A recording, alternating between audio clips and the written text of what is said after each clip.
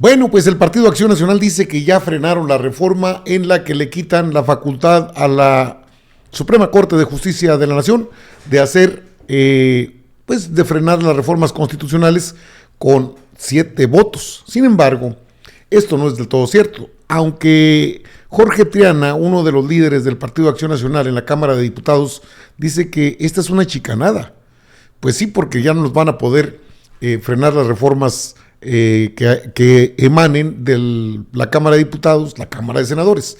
Se trata de la reforma para que la Suprema Corte de Justicia de la Nación necesite sí o sí los 8 votos para poder entrar a una declaratoria de inconstitucionalidad como lo han hecho durante todo este tiempo.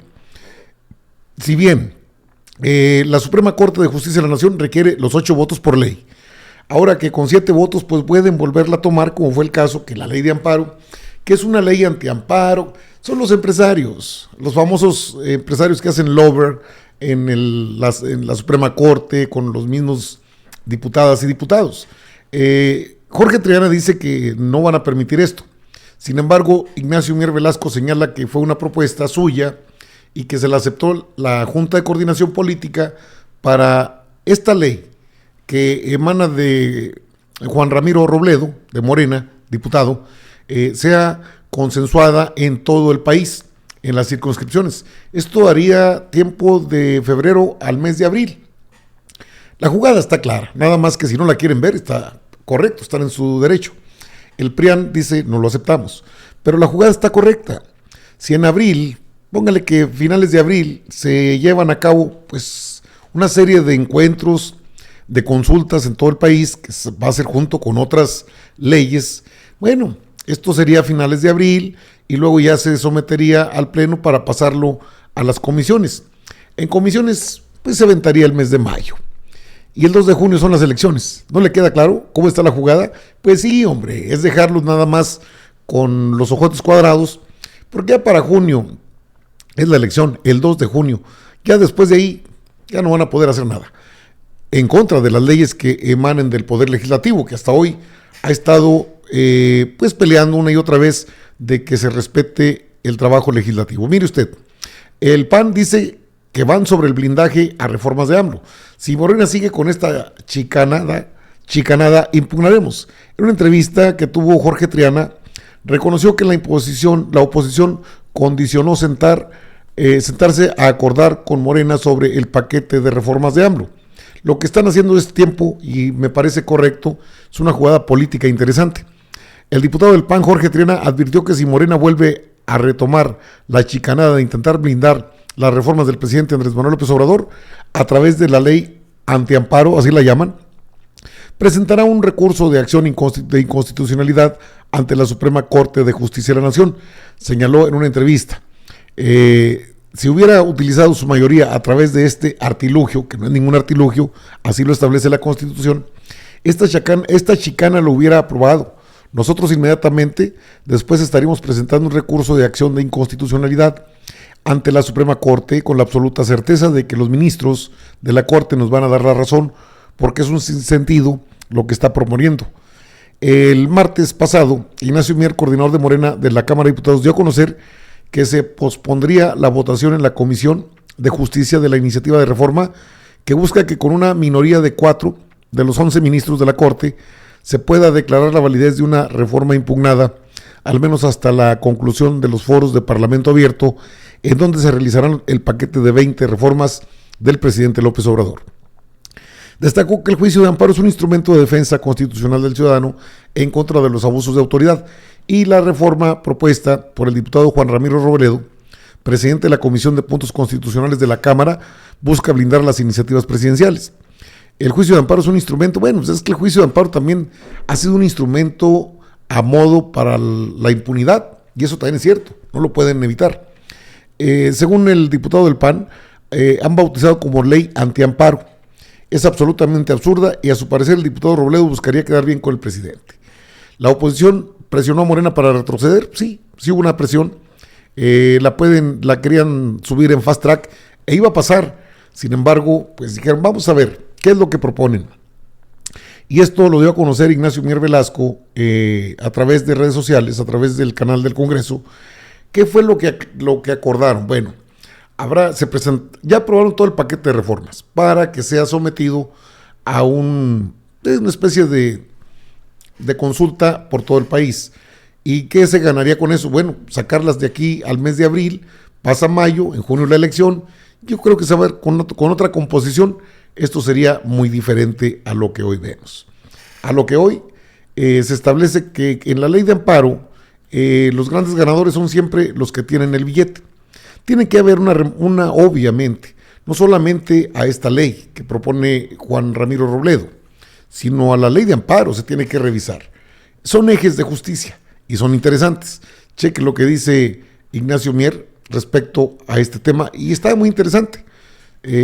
La propuesta es que se analicen todas las reformas que tienen que ver con la justicia, con los ministros, con la impartición de justicia.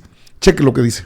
Hemos propuesto como parte de la mecánica para organizarnos que se agruparan en 4 ejes temáticos, que las 18 reformas constitucionales por las cuales se ven modificados 150 párrafos de la Constitución se pudieran agrupar en 4 ejes temáticos: libertad, justicia, democracia y bienestar. Para ello hicimos un análisis matricial de correlación para que cada uno de las iniciativas estuviera correlacionado a democracia. Así, por ejemplo, la reforma al segundo constitucional tiene que ver con la libertad, con la libre autodeterminación de los pueblos originarios, y lo ubicamos en el eje temático de libertad. Algunas de las reformas separadas por separado pueden entrar en el capítulo o en el eje temático referido a democracia electoral, la elección democrática, en su caso de magistrados y ministros, y otras entran en el eje temático de justicia referida a la reforma al Poder Judicial para garantizar que todas las y los mexicanos tengan el derecho expedito a una justicia gratuita también y pronta. Pero también entra en el rubro de justicia la propia justicia para los pueblos originarios, y el bienestar cruza con varias de las iniciativas de la reforma, así que le propusimos a la Junta de Coordinación Política con una definición puntual de estos 4 ejes temáticos que se podría desarrollar una primera sesión de presentación el próximo día lunes. Lo aprobó en lo general el proyecto, apenas el proyecto de documento base que fue presentado a consideración de la Junta, y en las próximas 48 horas cada uno de los coordinadores que integramos la Junta de Coordinación Política y sus grupos parlamentarios van a enriquecer el catálogo de iniciativas, que no queda limitada a las 20 presentadas por el titular del Ejecutivo. Es más, yo mismo le propuse a la Junta que se incluyera ahí la reducción de la jornada laboral y también la iniciativa que tiene como propósito hacer una revisión a la ley con relación a los pronunciamientos que hacen los integrantes de las salas regionales o de circuitos o las salas especializadas con relación a pronunciamientos que ya ha hecho la Suprema Corte de Justicia de la Nación, como sucedió recientemente, y que ha sido sujeta al debate público por parte de los grupos parlamentarios y del promovente, que es el diputado Juan Ramiro Robledo. Bueno, esa la vamos a incluir también.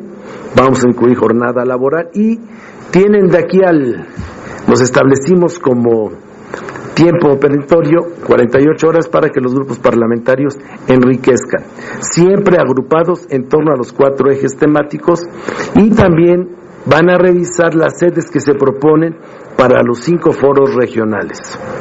Las sedes que se proponen inicialmente, garantizando la pluralidad, es que para el norte del país sea uno de las sedes el estado de Durango, en el Bajío sea San Luis Potosí, en el centro de la República para la circunscripción que corresponde sería Toluca, para la cuarta circunscripción Puebla, y para el sur sería la ciudad de Mérida, Yucatán, pero también lo van a valorar para ver si lo aprueban y queda incluido en el documento base.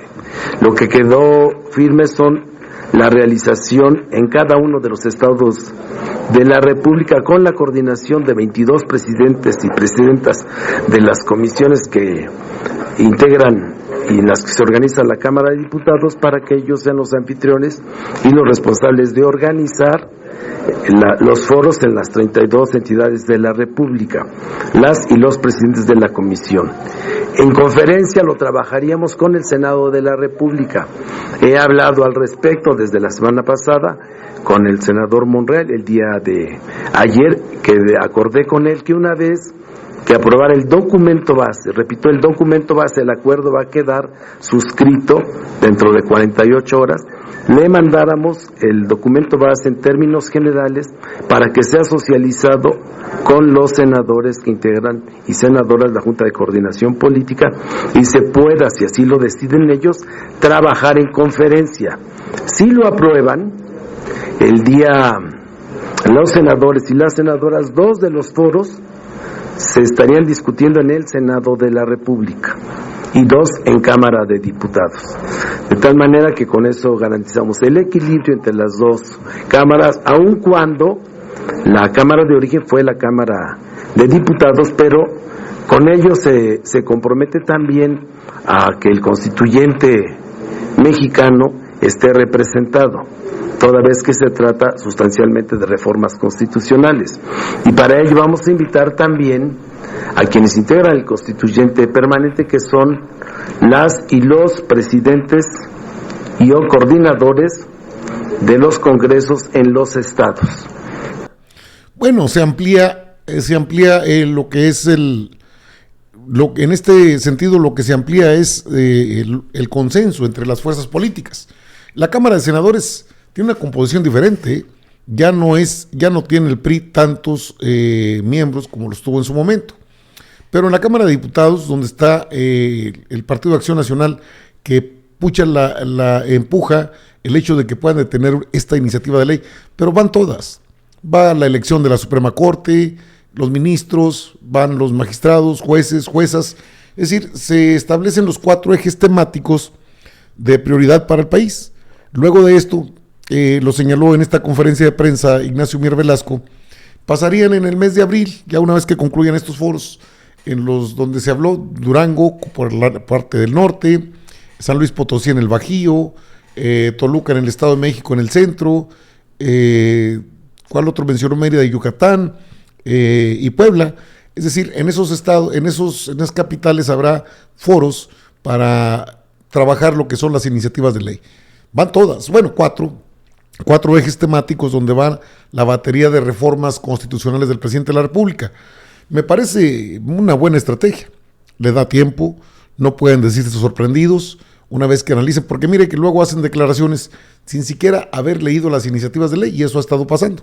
Entonces se trata de evitar no solo los malos entendidos, quizás también ganar tiempo para que en un momento dado, pues conforme avance el tiempo, al mes de abril, nadie va a querer estar en estas actividades, sino que todos van a estar sobre la elección presidencial, la elección de 2024, de este año. Entonces, por ahí va el tiro, me parece buena estrategia, que incluida la llamada jornada laboral de 40 horas también va, y esa ya estaba lista. Pero bueno, otra revisada. Al final de cuentas, ¿va el pueblo de México a elegir ministras y ministros? Sí, señor. Solo es cuestión de tiempo. ¿Es el plan C? En marcha.